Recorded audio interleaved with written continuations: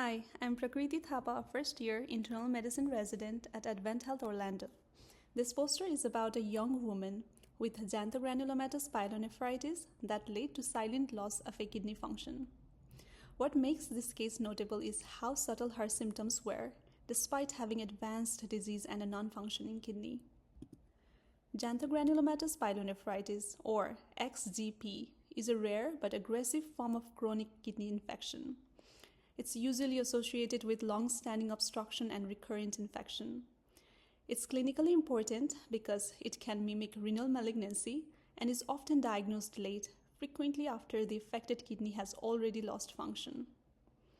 Most cases are seen in middle to older patients and those with comorbidities such as obesity and diabetes, which is why this presentation in a younger, otherwise healthy woman stood out.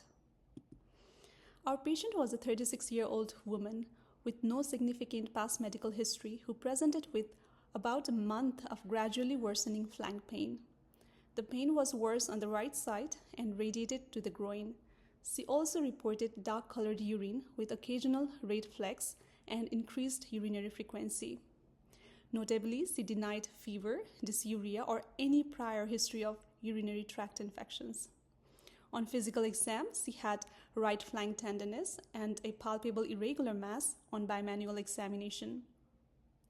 Laboratory evaluation showed microcytic anemia and a markedly abnormal urinalysis with pyuria, hematuria, proteinuria, and bacteriuria. Interestingly, her serum creatinine was normal at 0.95 with preserved estimated GFR. So, despite significant underlying pathology, her kidney function on the labs appeared reassuring.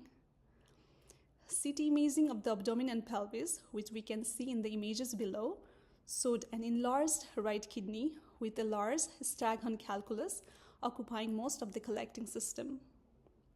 There was associated cortical thinning, loss of renal volume, and dilation of the calyces, giving the classic beer paw appearance seen in XGP. And a nuclear renal scan confirmed the right kidney was essentially non-functioning, with only 9% uptake, while the left kidney was unremarkable. The urine cultures grew E. coli and Proteus mirabilis, which are the organisms most commonly associated with XGP.